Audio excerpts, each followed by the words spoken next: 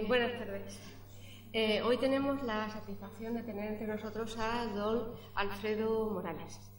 Él es una persona que ya es conocida por la mayoría de todos ustedes porque ha participado ya varias veces en los cursos que hemos realizado.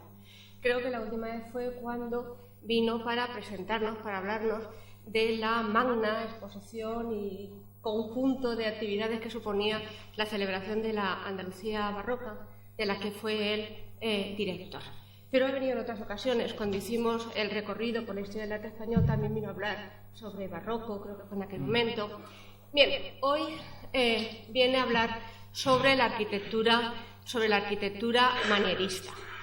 Precisamente la especialidad en la que él investiga es fundamentalmente el arte de la época moderna, aunque también tiene trabajo sobre el arte islámico y también el arte en la América Latina, fundamentalmente de la época también moderna. Precisamente por esto, pues es la persona indicada para que venga a hablarnos sobre este tema. Así es que, sin más, les dejo ya con... sí, y quería decirles que el martes de la semana que viene, el martes día 11, creo que cae en 11, no va a poder venir el profesor Checa, porque le ha surgido algún tipo de contratiempo, pero que vendrá el día 18, que es el día de los museos, y vendrá a continuación de la asamblea que se celebra, ¿a qué hora? ¿A las 7:30 o a las...? Sí. A continuación, a las 8, a la hora normal, será la conferencia del profesor Checa. Bueno, pues nada, muchas gracias. Bien, pues muchas gracias por la presentación y por la invitación. Agradecimiento que tengo que hacer extensivo también a Llano Jiménez y a la Asociación de Amigos del Museo de Albacete, que han querido una vez más contar conmigo para este curso, creo que 9º curso que se hace, esta edición de los martes en el museo, este año dedicado al Renacimiento en Italia. Y dentro del Renacimiento en Italia pidió la profesora María José Cuesta que tratara de la arquitectura del manierismo, centrándola en 3 personalidades, los 3 grandes pilares de la arquitectura de ese momento, 3 arquitectos italianos con una repercusión extraordinaria, no solo por su obra construida, sino también por su obra teórica, como tendremos ocasión de comprobar, y que venían precisamente a ser los exponentes, los referentes de ese momento de crisis en que se ha venido a considerar que surge el manierismo. Sobre ello ya la profesora Cuesta en este programa les habló, pero quiero recordar algunos aspectos que son importantes al hilo de lo que voy a plantearles en esta tarde. El tema del manierismo como estilo, como movimiento estético, es quizás el último de los últimos en ser, como tal, acotado en el proceso de la historia del arte y surge de los investigadores y de los historiadores alemanes. Se vio por parte de algunos de estas grandes personalidades, a las que luego me referiré, como frente a lo que era la norma, lo que eran los principios racionales que habían constituido la base del desarrollo del arte en general en Italia en el 400, que en los primeros años del 500 se producía una especie de oposición, de rechazo a lo que hasta ese momento se había entendido que era lo ortodoxo. Se había visto cómo Rafael, en su última etapa, pintor y arquitecto, como todos sabemos, experimentaba sobre el léxico, sobre el lenguaje que era el propio del Renacimiento. Se había visto también cómo en ese momento había una serie de intromisiones por parte de ciertos artistas en otras artes que no eran su especialidad, lo que había producido ciertas contaminaciones entre pintura y arquitectura, por ejemplo, entre artistas como Beccafumi, uno de los grandes pintores, o Pirro Ligorio, o Giulio Romano, básicamente arquitecto. Incluso hay quien se había planteado hasta qué punto la producción de Miguel Ángel en su última etapa no era un tanto herética con respecto a lo que eran los principios rectores del Renacimiento. Eran como rebeliones que esos artistas habían expresado con sus obras, que rompían ese universo formal perfectamente ordenado del Renacimiento y que era reflejo de una crisis de pensamiento, de una crisis de religión, de una crisis incluso en la política. Los ideales del Renacimiento ya no se adecuaban a esta nueva etapa, un tanto atormentada, y para uno de esos especialistas alemanes a los que antes me refería, Friedländer, el manierismo era básicamente anticlasicismo.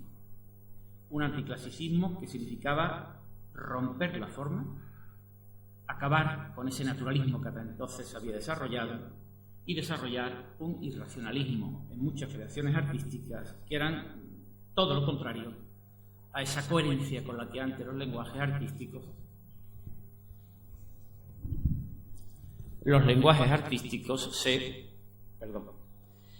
habían expresado hasta ese momento. El gran teórico, la persona que, digamos, codificó los estudios del manierismo hasta considerársele la persona que más ha potenciado los estudios de este fenómeno, que fue Arnold Hauser, señalaba que era una etapa de tensión, una etapa de agonía, donde había contrarios que luchaban en un proceso a veces dialéctico y paradójico. ¿Y cuándo surge esto? ¿En qué momento? Como siempre, se trata, por parte de los que dedicamos a la historia del arte, de fijar unas fechas, unos hitos que pueden ser unas referencias, unos puntos de partida, pero que no necesariamente se cumplen siempre. Pero había elementos de coincidencia que más o menos permitían establecer que en torno a 1520 ese lenguaje, esa coherencia, esa racionalidad del Renacimiento había entrado en crisis.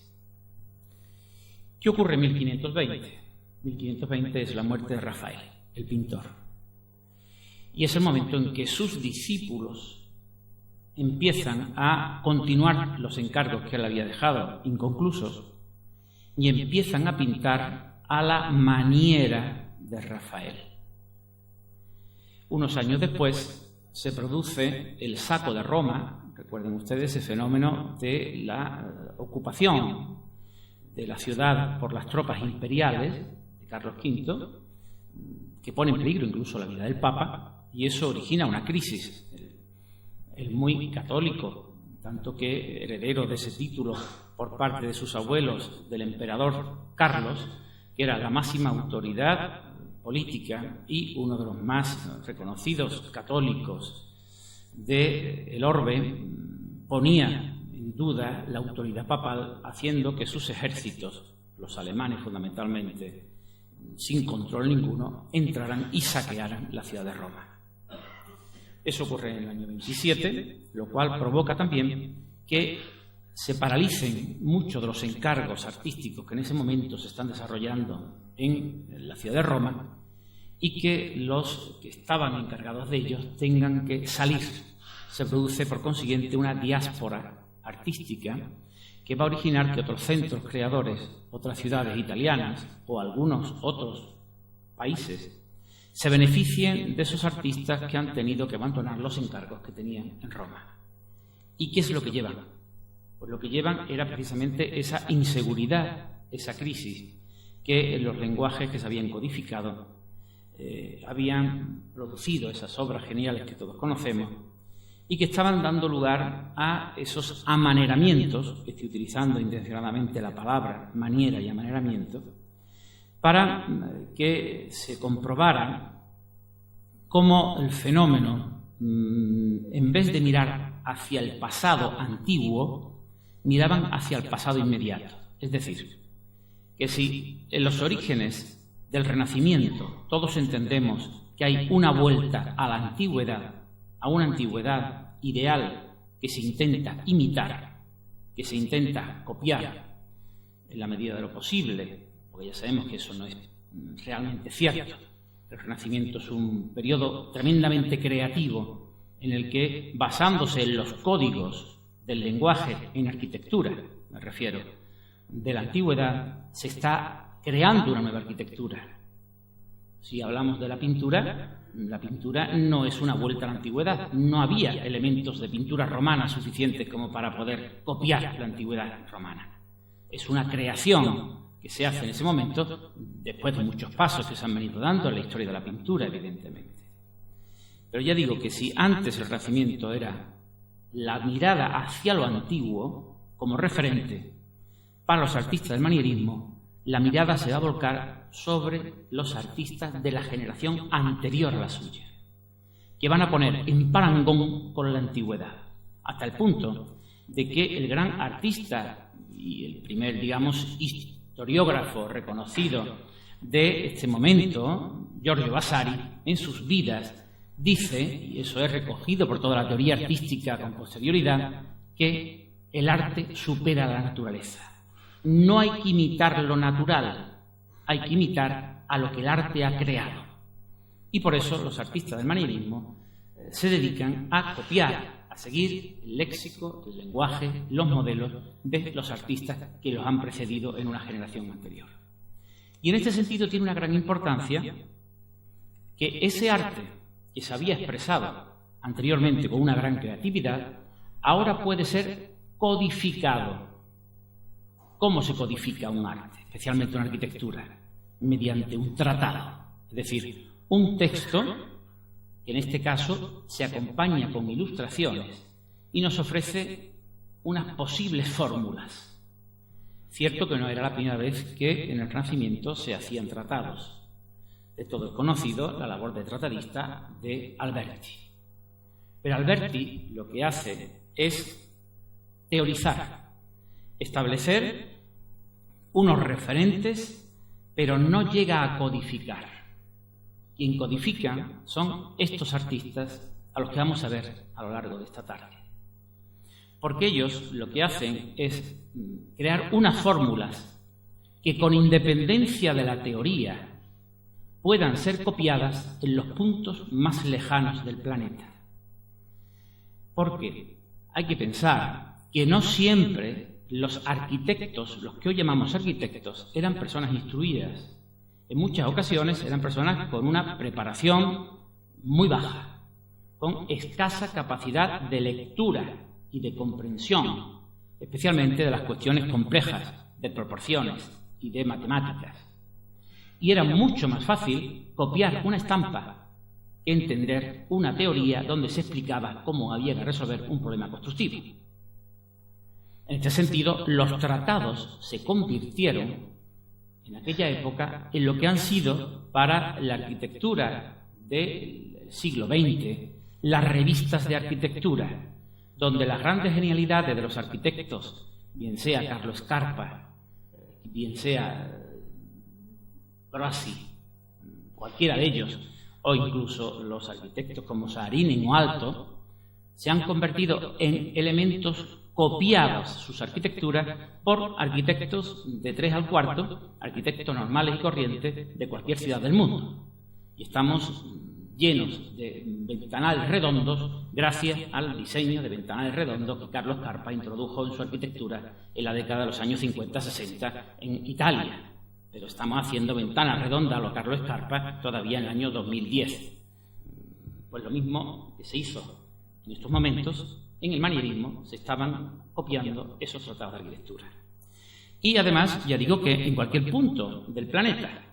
Tienen ustedes un ejemplo que no he traído la imagen porque no venía al caso, pero esa escalera que tienen ustedes delante de su catedral, de la iglesia de San Juan, cóncavo-convexa, que es redonda, convexa y cóncava, eso es una imagen de Serlio, de uno de los artistas que vamos a ver esta tarde, que está copiada directamente delante de la fachada de San Francisco en Quito, a comienzos del siglo XVII. Luego, las estampas, los grabados, dejan de tener fecha y son unos modelos utilizables, intercambiables, y aplicables a cualquier solución arquitectónica en cualquier lugar del mundo. Ese es el éxito de estos artistas, y de algunos muy significativamente, como el caso de Palladio, el último del que vamos a ver, porque su arquitectura, tan abstracta y tan racional, se adecuaba muy bien a cierta arquitectura fría, cierta arquitectura de élite, como se desarrolló en Inglaterra en el siglo XVII, no hay más que ver las obras de Íñigo Jones, o como después nos vamos a encontrar en los Estados Unidos, naciente país en estos momentos, con las arquitecturas de Thomas Jefferson, por ejemplo. Washington es consecuencia de la arquitectura de Andrea Palladio, un arquitecto veneciano de fines del siglo XVI.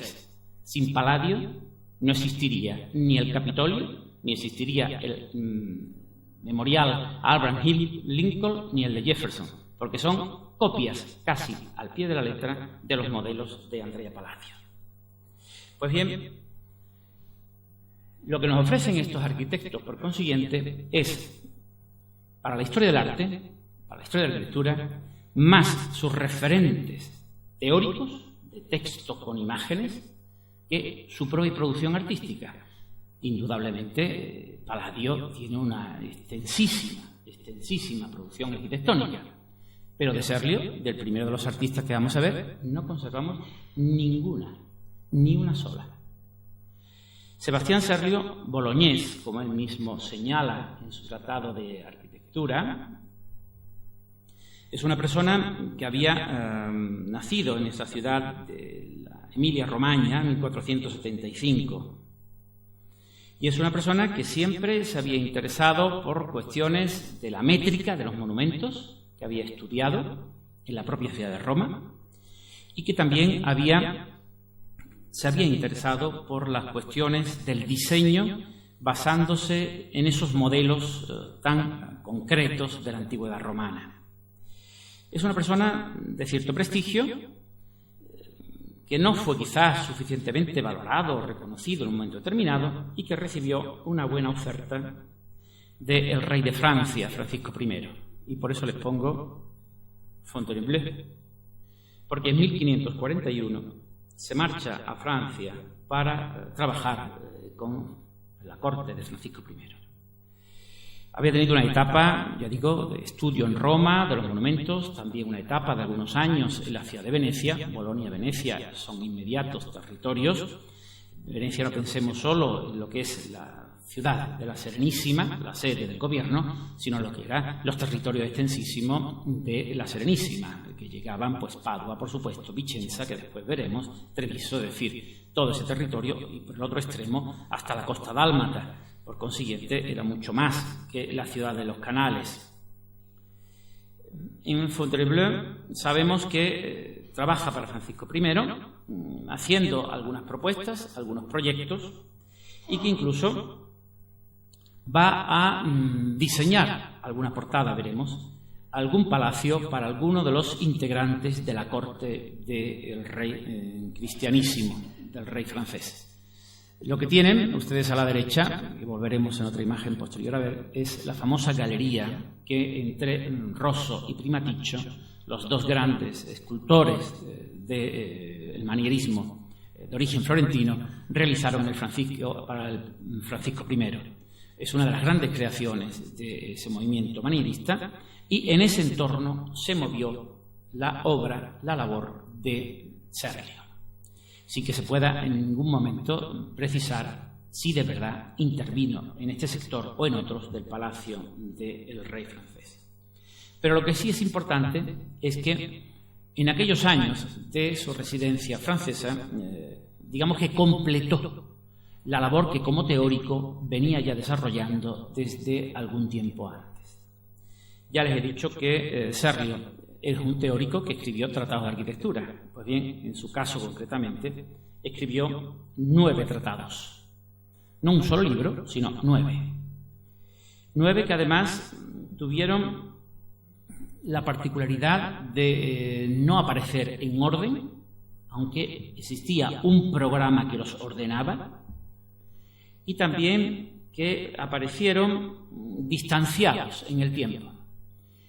y por otra parte el rápido éxito de sus ediciones hizo que, cuando todavía no habían terminado de salir, no todos se publicaron. Algunos de los libros ya se estaban haciendo ediciones, segundas y terceras ediciones de los anteriores, lo cual demuestra el éxito de las creaciones de Sebastián Serlio. Y encontraron rápidamente un amplísimo mercado con ediciones traducidas al francés, al alemán, al flamenco, al inglés y al castellano. El primero de todos los tratados de Sebastián Serlio que dio a la luz fue el libro cuarto, que salió en la ciudad de Venecia, fue publicado en Venecia en 1537 y estaba dedicado a la teoría de los 5 órdenes canónicos del mundo clásico. Casi un mes después de ser reeditado el anterior, apareció también en la ciudad de Venecia el libro tercero, donde se trataban de los monumentos antiguos y contemporáneos. Ya empiezan a mezclar. Yo les decía antes que el manierismo no solo se trataba de mirar lo antiguo, sino de la generación inmediata. Los libros 1 y 2 salieron en París en 1545 y se dedicaban a principios y cuestiones de índole matemática. El quinto, que trataba de las iglesias, salió también en París en 1547. Hasta 1575, les recuerdo que, me parece no haberlo dicho, pero si no se lo digo ahora, que Serlio falleció en Fontainebleau en 1554. Es decir, que en 1575, casi 20 años después de la muerte de Serlio, se publica en Frankfurt el libro séptimo, que era como una continuación del sexto, que jamás se publicó, del que solamente se conserva un manuscrito que fue localizado en la biblioteca de Múnich. Ese manuscrito del octavo se dedicaba a la arquitectura militar. El sexto y el séptimo eran de arquitectura de palacios y de villas, es decir, de arquitectura residencial.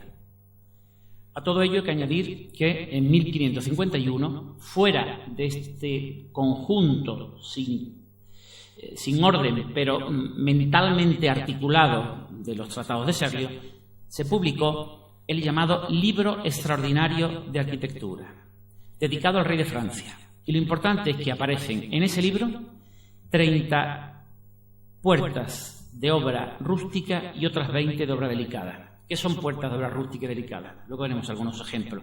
Pero observen lo importante. Un tratado de arquitectura donde el texto es mínimo y aparecen ilustraciones de elementos aislados. No aparece un léxico articulado con una sintaxis ordenada como corresponde a la normativa clásica. Aparecen palabras que pueden ser copiadas y utilizadas según se quiere. Ese es el éxito perfectamente explicable de Serlio. Serlio dio respuestas a las necesidades de muchos maestros y de muchos arquitectos que tenían que ser modernos, es decir, que tenían que practicar la arquitectura antigua. Y al no entender cómo se creaba ese léxico, lo que hicieron fue copiar las recetas que Serlio aportaba en sus tratados. Ese es el éxito de Serlio. Y tienen ustedes aquí la portada de la edición española, que se publica en Toledo bajo control de Francisco de Villalpando y que está dedicada al príncipe Felipe, que es la gran persona en su momento interesada en la renovación de los alcázares reales y en el desarrollo, en la implantación de un orden, de un sistema en los trabajos en los palacios y alcázares reales y en la implantación de un lenguaje clásico, de lo cual va a ser también muy importante que con posterioridad se cree una escuela de matemáticas en torno a la corte, al Escorial, a lo que me referiré un poquito más tarde. La edición de Toledo de los libros tercero y cuarto apareció en 1552, en 1563 y en 1573. Es decir, que con 10 años prácticamente se hicieron ediciones sucesivas de los libros tercero y cuarto, los más exitosos de los escritos por Serlio y los más difundidos de todos ellos. Tienen ustedes la portada, el colofón y la segunda ilustración. Son, en muchos casos, todavía xilografías, es decir, grabados hechos sobre un soporte en madera que luego se imprime. Eso demuestra ciertas deficiencias en algunos casos de las ilustraciones o ciertas manchas en la tinta, que no está suficientemente bien perfilado la plancha sobre la que se ha trabajado. Y esa imagen de la derecha, una arquitectura creada en rústico, eso es el rústico, sillares tallados burdamente, almohadillados, y un resto de arquitectura clásica, donde se lee perfectamente Roma quanta fuit ipsa ruina 12. Lo que fue Roma lo dicen sus propias ruinas. Y ahí están las ruinas de Roma como el lenguaje, como el modelo, la referencia que hay que seguir. Esos monumentos antiguos que le interesan destacar a Serlio, el gran edificio que a todo el mundo conmueve, todavía en la actualidad por su monumentalidad evidente, es el famoso Panteón de Roma. Panteón de Agripa, aunque sabemos que de Agripa solamente conserva el friso de la fachada, la inscripción. El edificio está hecho en época adriana, enteramente. Pero aún así es un referente siempre de antigüedad, importantísima para todos los arquitectos y todos los que viajaron a Roma en el siglo XVI. O los arcos de triunfo. Ahí tienen ustedes el arco de Tito, simplificado, sin los elementos escultóricos que lo enriquecen, que se encuentra en los foros imperiales cerca del Coliseo. Y los 5 órdenes. Esos son los órdenes canónicos. Órdenes canónicos donde además aparecen con su pedestal, las basas, sus capiteles y un trozo de entablamento, para enseñar cómo es cada uno de esos elementos. Y luego ya, portadas sueltas. Eso se puede copiar. De hecho, es muy fácil localizar esos modelos en determinadas arquitecturas de los siglos XVI y XVII. O, en este caso sí, una prueba de cómo las estampas, los grabados que recogía en su tratado, en ocasiones respondían a obras hechas por él mismo. Ese es el palacio del cardenal Hipólito d'Este, en Fontainebleau, enfrente de la entrada al palacio que hemos visto anteriormente. Lo que queda es solamente esa portada y corresponde prácticamente perfecta al modelo de una de las estampas del libro cuarto de Sebastián Serlio.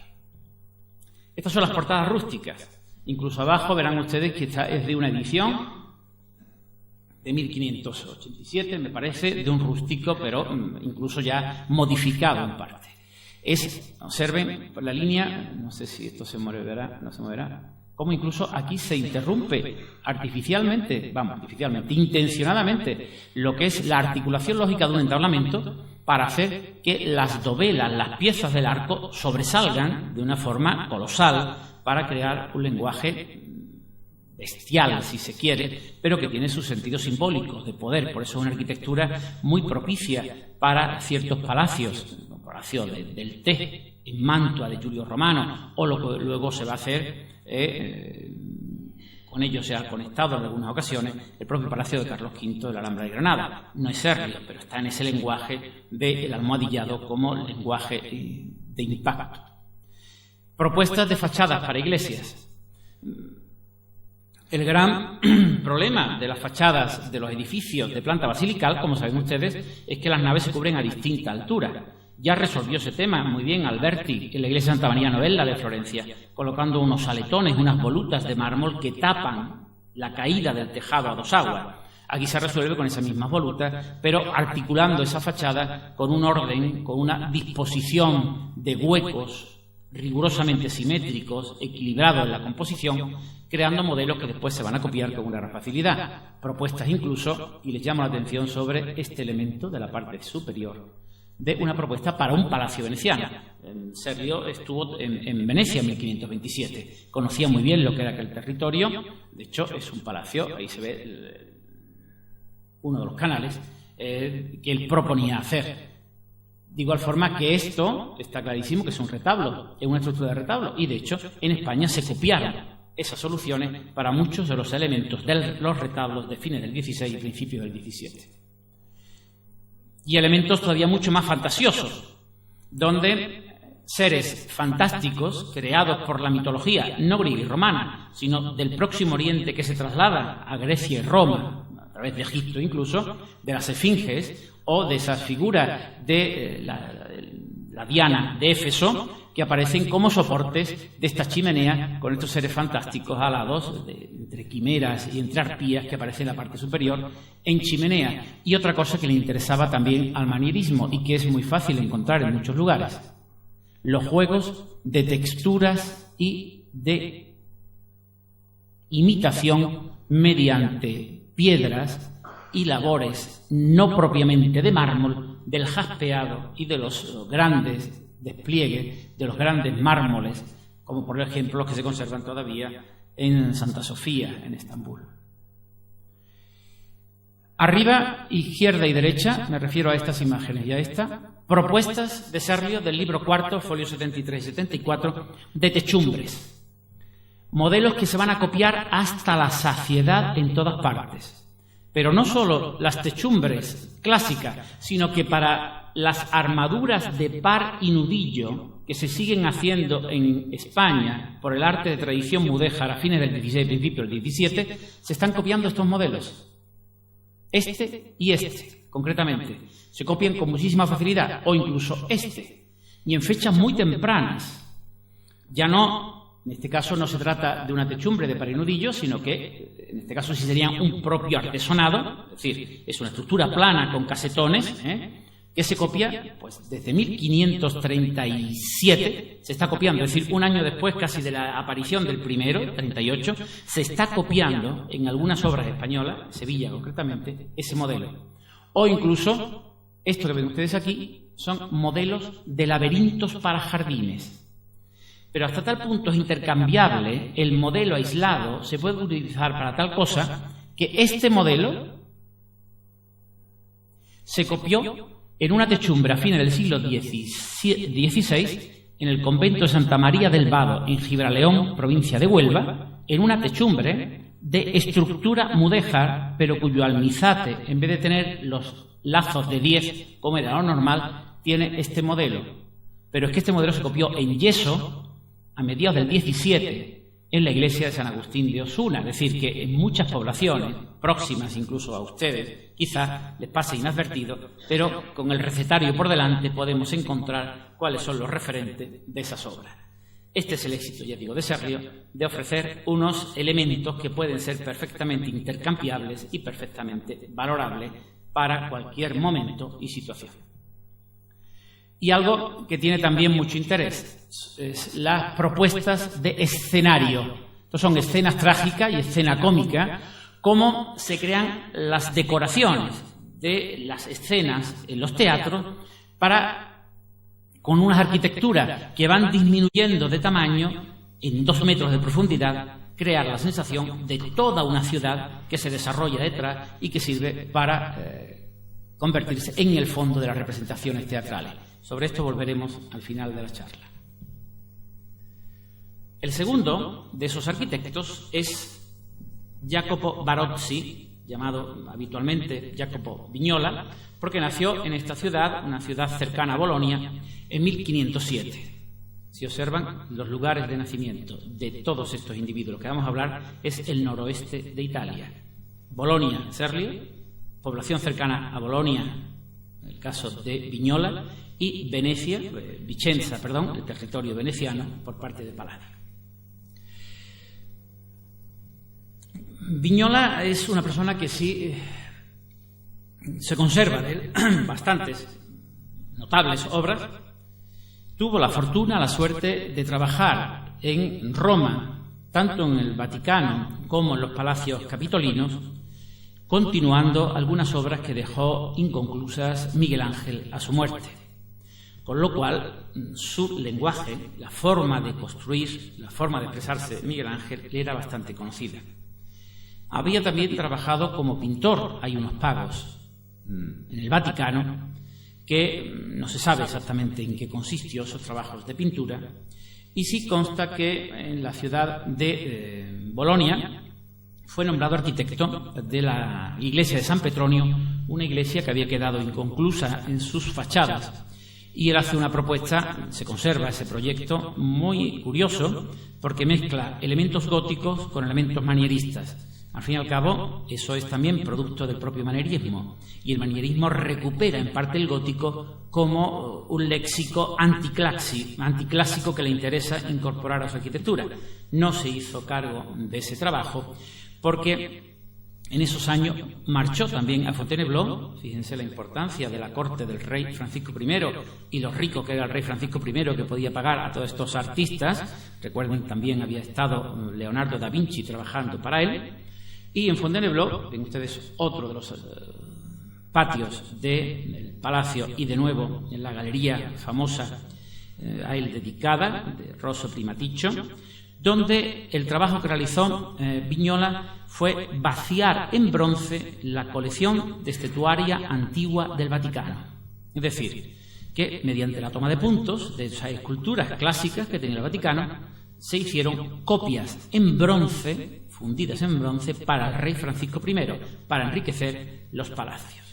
Pero de él sí tenemos algunas obras bien significativas. Me voy a referir básicamente a tres. Dos de carácter civil residencial y una de carácter religioso. La primera es la Villa Giulia, hecha para el Papa Julio III, que ven ustedes arriba, apisionada de coches y de cables de tranvía. Verdaderamente deplorable la imagen que hoy ofrece la Villa Giulia, muy cerca de la Piazza del Popolo de Roma. La Villa Giulia crea esa fachada que ven ustedes con ese arco triunfal de pórtico, con la utilización del rústico en la parte central, y luego se mantiene ese juego de lenguaje en las pilastras de los extremos. Pero lo más interesante o curioso es el juego que se hace de esa fachada plana que da paso a un edificio semicircular. Detrás de esta puerta, lo que tienen ustedes es este bloque semicircular que ven aquí. Cierto que había precedentes de la Villa Madama, donde había trabajado Rafael, pero verdaderamente aquí hay una solución mucho más compleja, mucho más rebuscada de la que Rafael había creado. En este edificio, que se hace para el Papa, ya digo, Julio III, intervienen también Vasari y Ammanati, otros dos de los grandes arquitectos y artistas del manierismo, que van a participar sobre todo en la decoración y en la creación de los elementos significativos de este patio. Esto es el lenguaje de Ammanati, estos pilastras Hermes estípites, como se les quiera llamar, de la parte superior, sobre este orden de columna, que es realmente como una especie de gran balcón para alojar en la parte inferior el elemento más destacado de todo el patio. Esta es la fachada que hace Ammanati. Allí vemos el ingreso con unas esculturas de ríos, pero lo importante está aquí, y esta decoración no es casual. Estas esculturas alegóricas de río hacen alusión a esto que ven ustedes aquí, porque esto es un ninfeo. Un ninfeo que además tiene un valor simbólico de poder por parte del Papa Julio III, ya que lo que hace ahí es trasladar parte de las aguas de un acueducto romano, el Aqua Vergine, que llegaba hasta Roma, que él había restaurado y que él había introducido en su villa para regar, para abastecer de agua esa villa. Con lo cual, de una forma propagandística, él hacía creer mediante esta fontana, este ninfeo que está aquí, que ahí surgían las aguas que abastecían a parte de la ciudad de Roma y a otros elementos cercanos a ese palacio. Fíjense ese lenguaje de las líneas rectas y curvas con las que se juega, pero sobre todo la sustitución del orden canónico por un Hermes, por un término, se llama la época, que es un estípite convertido en un busto de mujer, un busto que además tiene sus brazos cortados, como era habitual en las representaciones de las antigüedades, incluso romanas, y donde la naturaleza se incorpora a la propia arquitectura, mientras que la arquitectura en ocasiones se modifica a la modo de la naturaleza. Esas piedras en rústico intentan imitar a la roca natural, mientras que otras veces la naturaleza se modifica, se manipula para parecer que está controlada. Antes les decía que no había que imitar la naturaleza, sino el arte, y eso es lo que se quiere hacer con muchas de estas obras. Hay constancia de una intervención directa del Papa en el desarrollo de muchas de estas obras, en el sentido de organizar, de programar y de orientar parte de las propuestas decorativas del palacio y la incorporación de algunos elementos antiguos de prestigio, como por ejemplo el mosaico romano, al pavimento del ninfeo. Para otro papa, o vinculado a otro papa, en este caso Pablo III, trabaja en Caprarola, una población cercana a Roma. Es el Palacio Farnese en Caprarola, un monumento colosal, impresionante, en el que se está trabajando en 1559.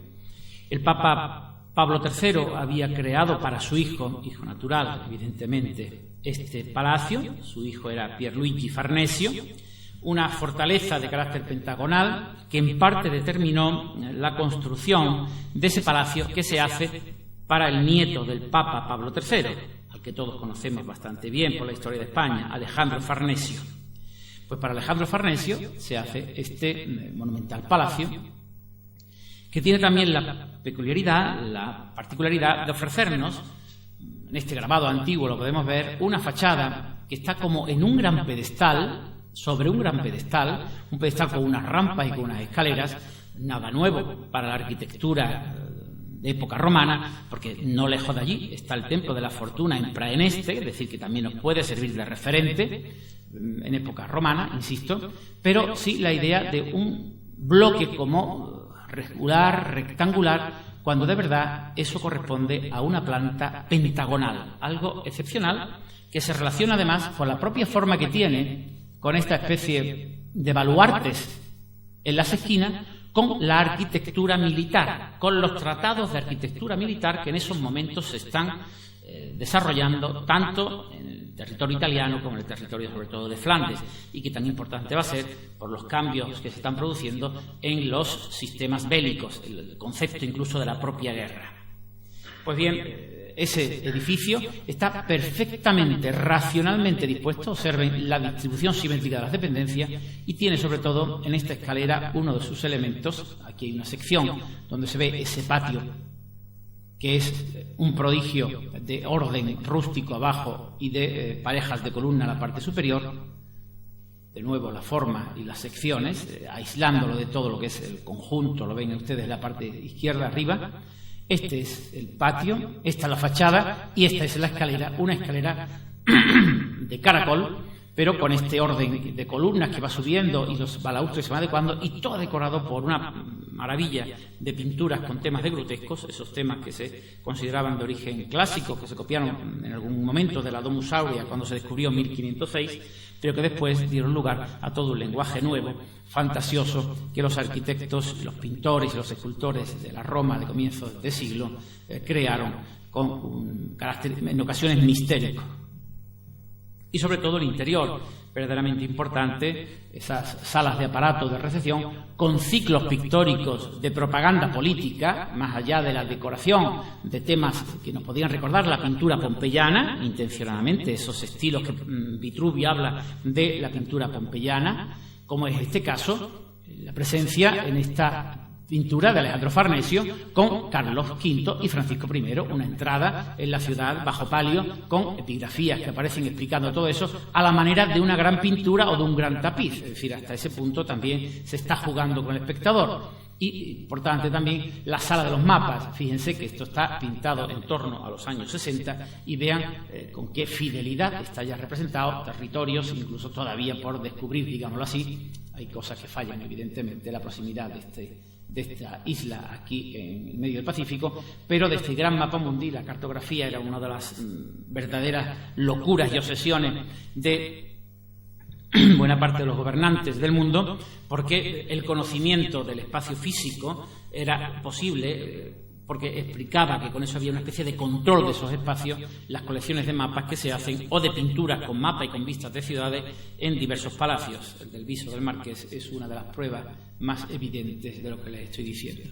Y con estos jardines, donde de nuevo los artilugios hidráulicos de la ingeniería, con fuentes que caen, con surtidores que son burladores porque surgen cuando pasan los espectadores para sorprenderlos, que es algo típicamente manierista, o con este orden de Hermes que no soportan nada, son hitos, son referentes que están, esculturas que ordenan, organizan y se combinan con los setos del jardín a la italiana, después va a ser a la francesa, que van también organizando la propia articulación en terraza, en desniveles de los jardines de esa villa, palacio Farnese en Caprarola. De la labor teórica veíamos la portada con el retrato de Vignola al principio de las obras que yo le he manifestado, el léxico, cómo aparecen recogidos, y la importancia del tratado de Vignola es que el problema de las proporciones, que eran tan difíciles de entender por muchos de los arquitectos del momento, el problema de trasladar ese léxico a unas obras de mayor entidad y con materiales nobles en muchas ocasiones, con la regla de los 5 órdenes de arquitectura de Vignola, es toda una simplicidad. Se han reducido a lo mínimo las complejidades. Se establecen muy pocas relaciones, muy claras, y el orden que él fija, el sistema que él fija en sus distintas ilustraciones es algo que todos ya entendemos, pero que hasta ese momento no se codificó. Todo está sometido a una proporción, un módulo. Ese módulo es el radio de la columna. Tantos radios como tenga la columna se pueden hacer en el fuste, pues partes, porciones, múltiplos de ese radio serán el resto de los elementos del edificio. Ese cálculo tan sencillo es lo que hizo perfectamente entendible la teoría de la arquitectura del Renacimiento. Esta es la puerta del Palacio de Caprarola, el basamento del Palacio de Caprarola, que él repite en su propio tratado. Y de hecho la primera edición de Vignola, que es de 1562, tuvo tanto éxito que de las reglas de los 5 órdenes están documentadas 170 ediciones a lo largo de la historia. Es decir, que es verdaderamente un bestseller, especialmente para aquella época. Y tenemos una edición española en 1593, es decir, 30 años después de aparecer la primera, hecha por un pintor florentino, Patricio Cajés, hecha y dedicada, en este caso ya sí, al rey Felipe II, creador de la Escuela Academia de Matemáticas, que no era realmente solo de matemáticas, donde quería instruirse a los hijos de los nobles y a los arquitectos y artistas en España en los principios de la arquitectura, de esa arquitectura que Juan de Herrera era el modelo, el referente para el rey. Esa Academia de Matemáticas, que no era un invento del rey, sino una copia, como tantas otras cosas, de cosas precedentes que se habían hecho, en este caso concreto, en la corte portuguesa, que lo tuvo desde época anterior el rey don Sebastián, al que él sustituyó en el trono. El rey don Sebastián muere en la batalla de Alcázar-Quibir, en la famosa batalla de los 3 reyes, y él argumenta que es descendiente de la corona portuguesa, y se produce la anexión y examen de la corona de Portugal en 1580. Pues desde los años 60 estaba ya funcionando en Portugal esa institución que aquí se copia por el rey Felipe II en torno a la corte y al Escorial. Modelos de portada o incluso referentes de su propia época. Esto es la Porta Pía de Roma, hecha por Miguel Ángel, es decir, ya codificada como modelo de arquitectura clásica para que pueda ser entendida y explicada y copiada en cualquier lugar. Este es el tercero de los arquitectos, Andrea Palladio. Nace en 1508, muere en 1580. Es un arquitecto famosísimo. Es el arquitecto, posiblemente, del que más cosas se han escrito y del que más libros se han publicado, me refiero al arquitecto del Renacimiento, en todo el mundo. Es un arquitecto muy conocido, sus obras se han conservado bastante bien, lo cual es importante para el análisis de su producción. tiene la peculiaridad de que crea una arquitectura muy abstracta que es posible de implantar en cualquier lugar, sin ninguna relación con el medio ni con el léxico tradicional del lugar, y eso explica, como antes les decía, la posibilidad de insertar sus arquitecturas en cualquier lugar, en Inglaterra o en los Estados Unidos de Norteamérica. Curiosamente, este individuo que aquí vemos es un falso retrato, evidentemente, de Palladio, donde sí aparece con el instrumento típico del arquitecto, el compás, para sacar puntos. Ahí aparece con ese pergamino que lo identifica. Había nacido en Padua. Su padre era un molinero, y parece que en Padua, y sobre todo en Vicenza, que es donde se desarrolla buena parte de su vida, es donde le aprendió construcción. De hecho, su verdadero nombre era Andrea Di Pietro. Lo de Palladio es una creación de uno de los grandes maestros de obras de la zona, Gian Giorgio Trissino, su protector, que le dio el nombre de Palladio por aquello de la diosa Palas Atenea, de Palas Atenea, el nombre de Palladio, y también porque Palladio era un supuesto arquitecto de la antigüedad romana. Gian Giorgio Trissino reconoció la capacidad de este muchacho joven, lo apoyó, lo ayudó, lo formó en arquitectura, contribuyó a su formación y lo llevó con él a Roma. Y en Roma, Palladio no solo tuvo la ocasión de estudiar y de dibujar los monumentos de la antigüedad, ahí tienen ustedes la portada de uno de los libros, de los 4 libros de arquitectura de Andrea Palladio, en una edición de 1647, no es por supuesto la primera. Pero digo que tuvo la ocasión de dibujar edificios que midió expresamente, romanos. Y además intentó conciliar esos dibujos y esas mediciones que él daba con el Tratado de Vitruvio. Vitruvio saben que es el modelo ideal de arquitectura, de arquitecto clásico, que escribió un tratado dedicado al emperador, a César, pero con un problema, que era un texto, que no había ilustraciones. Las primeras ilustraciones de un tratado de Vitruvio, que siempre fue conocido, aunque estuvo medio oculto durante la Edad Media, fue la edición de Cesare Cesariano en Venecia en 1521. Con lo cual quiere decir que hasta ese momento Vitruvio era un rollo, porque lo único que tenía era un texto ininteligible.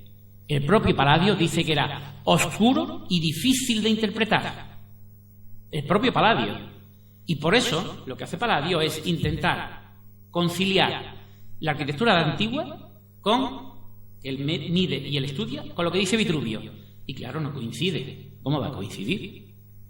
Si la arquitectura que estaba estudiando Palladio era la de época imperial y bajo imperial, y no la arquitectura de los comienzos del imperio o de fines de la república. No tenía nada que ver, evidentemente. Sí había puntos de contacto, pero era mucho más colosal, monumental, y había evolucionado mucho la arquitectura en época imperial para que pudiera haber esa identidad absoluta. Y por eso, lo importante que tiene los textos de Palladio es que incorpora como modelos de lo que es el contenido teórico de su tratado, de sus 4 libros de arquitectura. Fíjense, antes les dije, Viñola, regla de los 5 órdenes, es decir, cómo hay que componer los 5 órdenes. Ahora son 4 libros de arquitectura dedicados a 4 materias diferentes, a la manera de serlo. Pero, resumiendo todo eso, pues bien, lo que él trataba de explicar teóricamente, cuando no era muy claro, ponía algún edificio suyo como ejemplo de lo que quería decir. Y decía, casa griega con pórtico. Casa griega con pórtico es un palacio de los que le he construido en Vicenza, interpretada como casa griega. Y al lado podía poner como referente un templo clásico como referente de templo clásico. Es decir, que el mismo valor tenía lo antiguo como lo moderno. Y más concretamente, las cosas propias, las aportaciones que él mismo hizo. Esa etapa en Roma fue fundamental en su formación. Ahí tienen dibujos, incluso proyectos. Este es el inferior derecho, el proyecto de tumba de Gian Giorgio Trissino, precisamente, que se hace para la iglesia de San Francesco de la Vigna en Venecia. Pero además de todo esto, fue esa relación con este personaje, que fue su mentor y su protector, el que le permitió que a su regreso desde Roma a Vicenza se convirtiera en el arquitecto de toda la nobleza vicentina. ¿Y quién era esa nobleza? Gente estaba gobernada por los venecianos, había un gobernador veneciano, y eran fundamentalmente terratenientes. Terratenientes en un momento en que, en crisis, en parte en crisis, el comercio veneciano hacia Oriente por los turcos, que siempre era una gran amenaza, hizo que buena parte de la sociedad veneciana, en este caso vicentina, pero ya digo, porque formaba parte del espacio de la Serenísima, volviera los ojos hacia esos terrenos, en parte baldíos, en parte ocupados por lagunas, que se dedicaron a desecar, a organizar y a purificar. Y se dedicaron a la explotación agrícola. Y de las rentas de esa explotación agrícola es de lo que surgen esos palacios impresionantes de Vicenza y esas villas maravillosas que hay en los alrededores de Vicenza. Porque las villas están entendidas no solo como residencia del noble, sino como residencia del noble con sus sirvientes y con todos los servicios que era necesario en una casa de explotación agrícola. Salvando las distancias, puede ser como un cortijo o una hacienda de olivar, la casa de los señores y la de los gañanes al lado, conectadas en ocasiones, monumentalmente, con el léxico del siglo XVI y el lenguaje de la arquitectura clásica. Y ahí tienen ustedes, edificio de la antigüedad que copia en su tratado, aquí con mayor perfección que Serlio. Esos grabados son ya grabados, las ilustraciones son grabados, no son xilografías, con lo cual las líneas son más perfectas, están mucho más cuidadas en las sucesivas ediciones, y de todo ello va haciendo un cambio, un recurso. Los libros van trasladándose de motivos y de materia, porque hay una serie de ellos que están dedicados, al libro segundo, a casas y a villas, que es lo que nos interesa. Hay otro dedicado a la arquitectura religiosa, estamos viendo ejemplos de arquitectura religiosa, y hay otro también de arquitectura militar y civil, incluso de construcción de puentes. Pues bien, de sus primeras construcciones importantes de carácter religioso, la iglesia de San Giorgio il Maggiore, en Venecia, que se empieza en 1556. Es una iglesia para una comunidad monástica benedictina, que lo importante que tiene es la existencia de la gran cúpula en el crucero. Es una iglesia que es de planta basilical, no tiene mayor trascendencia en eso, pero sí que los brazos de la cruz terminan en exedras, y que luego tiene una cabecera muy prolongada con un tramo que corresponde al coro situado detrás del altar mayor. Eso es una comunidad benedictina, ya digo, el conjunto de la iglesia, monumental, con una solución fundamental en los soportes, estos soportes colosales de parejas de columnas adosadas, o 4 columnas adosadas a un pilar, donde además entre la coloración, el color de esas piedras y de los sarcofajones y el blanco se crea una bicromía excepcional en la arquitectura, en el desarrollo de la arquitectura de carácter religioso. Pero la gran aportación también de Palladio es la resolución de las fachadas.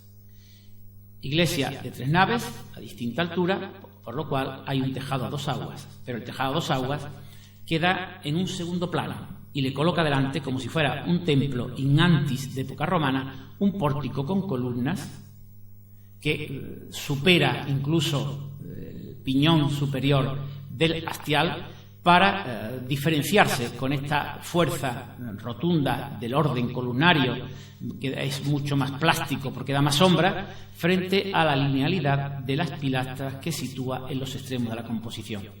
Es una obra verdaderamente excepcional y es una solución magistral. Ojo que esa fachada se termina en 1600. Palladio lleva 20 años muertos. Pero aún así está hecha basándose en sus propuestas, basándose en sus desarrollos. La fachada más prominente que después va a repetir en esta otra gran iglesia, que es la iglesia de Il Redentore, también en Venecia. Es una iglesia votiva. Es curioso, porque es una iglesia votiva que la Serenísima, el gobierno de Venecia, dice que no se haga de planta central. Curiosamente, cuando un siglo más tarde se haga una iglesia votiva, también por la Serenísima, se va a escoger la planta central. Palladio propone una planta central. El gobierno de la ciudad dice que planta basilical. ¿Por qué es iglesia votiva? Pues porque se había producido una peste en 1576 terrible en la ciudad de Venecia y el gobierno de la ciudad hace un voto dedicarle una basílica al Redentor si salva la ciudad y hace que la peste desaparezca. Como se consigue para la enfermedad, la República cumple su voto y hace esta iglesia. Una iglesia interesante que está detrás del canal de la Giudecca. Es el grande, está todo el conjunto de la Giudecca, el canal está detrás en la otra fachada de la ciudad de Venecia. Pero es que todos los años, cuando llegaba la fecha aniversario del momento de la consagración de la iglesia, cruzando el canal de la Giudecca, se creaba una vía sacra con una serie de barcas, de barcazas que se enlazaban y se construía un puente. De tal manera que lo que vemos aquí es el final de una calle temporal, artificial, construida sobre barcas, que solamente funciona durante una serie de días al año. Pero aún así, él ha sabido organizar perfectamente los distintos cuerpos con este rotundo semicírculo que es la semiesfera que cubre el crucero, con las dos torres, con estos, fíjense, chapiteles tan puntiagudos que nos recuerdan, y no es gratuito, los alminares otomanos, no es gratuito.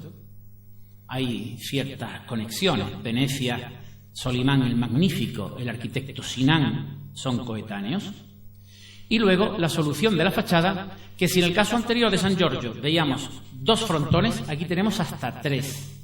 El principal, que es este que es el secundario, y otro más detrás, como si fueran planos continuos, superpuestos, como si tuviéramos una especie de telescopio que vamos viendo en lejanía el desarrollo de esas fachadas que están magníficamente articuladas. Y aquí el gran soporte de las cuatro columnas macizas que después se van a copiar muchísimo, o detrás del altar una exedra con un orden columnario que luego va a ser un referente para toda la arquitectura de los neoclásicos. Es decir, eso nuestros arquitectos neoclásicos van a ser devotos de estas soluciones que hace Palladio a fines del siglo XVI.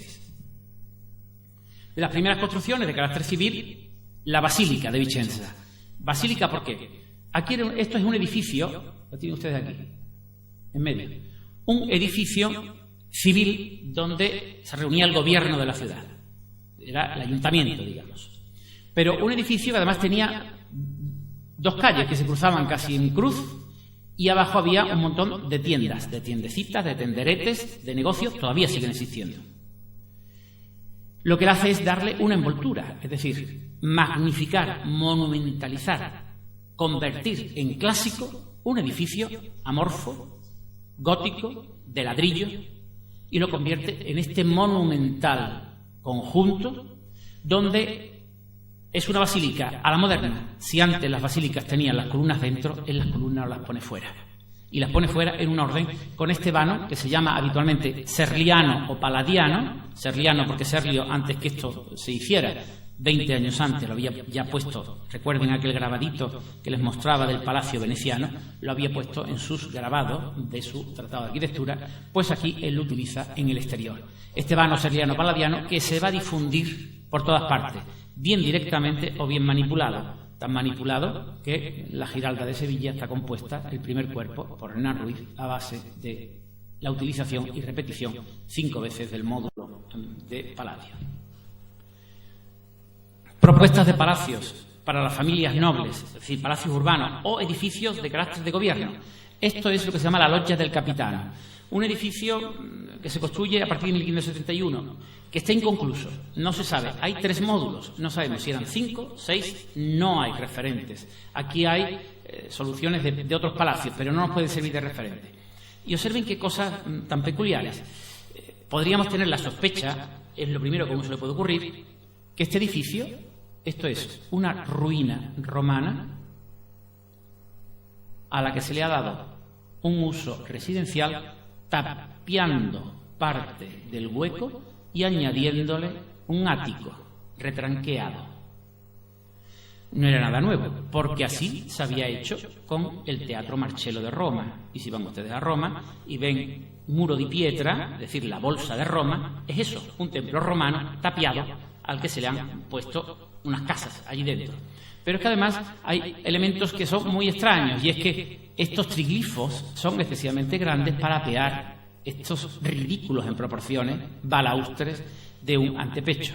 Pero es que además, no se ve bien, pero la guarnición de esta ventana rompe la articulación del arquitrabe, es decir, que son ese lenguaje de ruptura, de juego, de experimentación que corresponde al manierismo.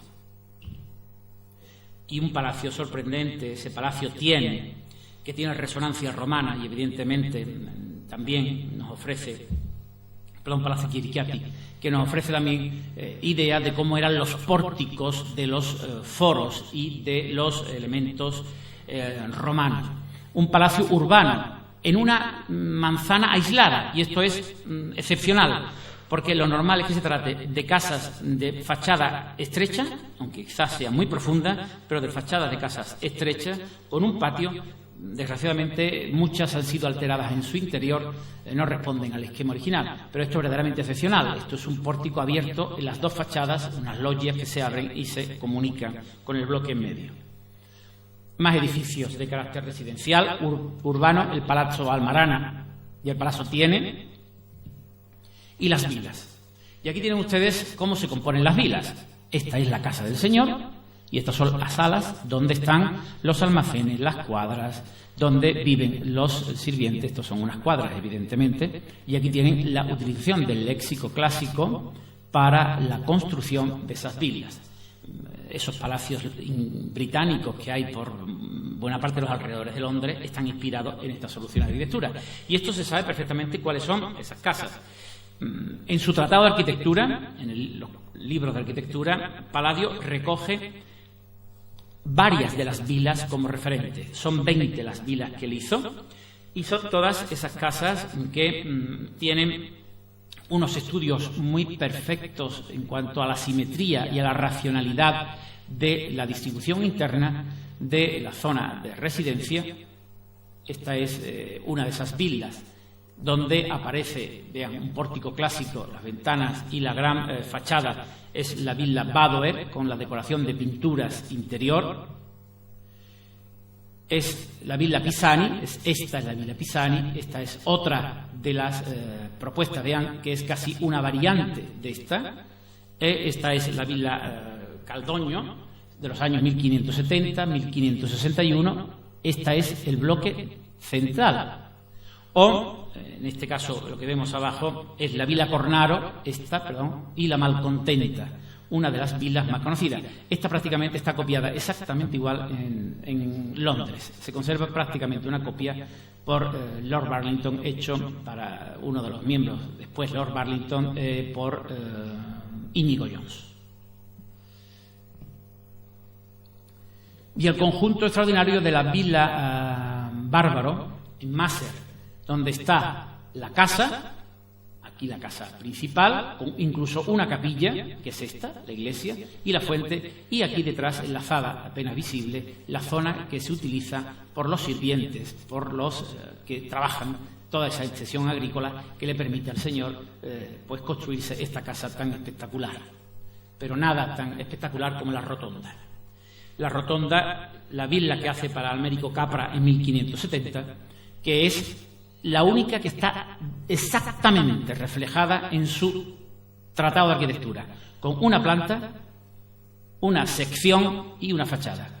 Y es una casa perfectamente simétrica y racional, que luego se decora con todos estos frescos y con todo este conjunto de pinturas ya en época posterior, y que sin embargo es bastante poco, como diría, cómoda, porque pobre del que se sentara aquí en medio, las corrientes lo podían matar. De hecho, Goethe, en su libro Viaje en Italia, Viaje por Italia, dice que es una villa habitable, pero muy poco hogareña. Verdaderamente, acostumbrado a la chimenea que él podría disfrutar en sus casas alemanas, ahí no existe verdaderamente ninguna intimidad de hogar.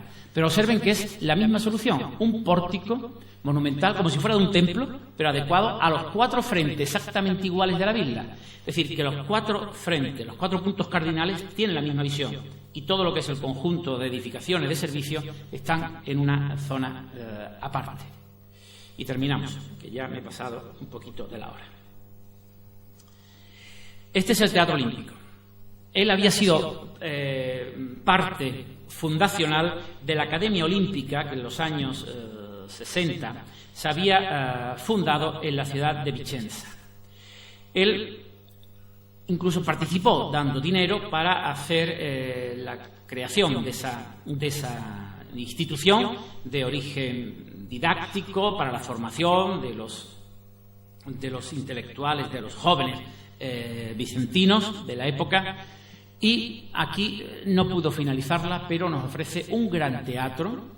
Es un semicírculo a la manera, si quieren ustedes, romana. Incluso fíjense que está terminado como si fuera la romana, con una hilera de esculturas sobre pedestales. Incluso después se pintó un cielo con nubes, para dar la impresión de que estaba a la intemperie, cuando eso es una construcción. Y sobre todo lo que destaca es este frente clásico que organiza y que articula la escena, y las perspectivas que se advierten por cada una de las 3 puertas. Perspectivas que se resuelven en 4 metros de profundidad. Es decir, que esta casa que ven ustedes aquí, pues si esto tiene 4 metros, esto que está aquí, que ha pasado 4 metros, pues tiene medio. De tal forma que la sensación de lejanía, la sensación de profundidad es mucho mayor de lo que verdaderamente corresponde. Cierto que en la finalización de ese decorado, de esa escenografía, intervino Vincenzo Scamozzi, el continuador de Palladio en la arquitectura de la zona de Vicenza y de Emilia-Romagna, pero respetando en parte sus ideas. Ideas que quedaban plasmadas en esos tratados, que como en el caso de Vignola y de Serlio, tuvieron la fortuna y tuvieron sobre todo la ocasión de ser conocidos por personas de distintas partes del mundo, de distintos lugares, y de poder utilizar esos modelos y esos referentes independientemente del lugar en que se encontraran. La difusión de esos tratados permitió que el movimiento, que en principio había sido romano y florentino del manierismo, alcanzara una difusión europea verdaderamente extraordinaria. Y luego ya, con las prolongaciones fuera de la propia estética, los modelos sirvieron para hacer, pues fíjense, hasta la escalinata que tienen ustedes delante de su catedral. Nada más. Muchas gracias por su atención y buenas tardes.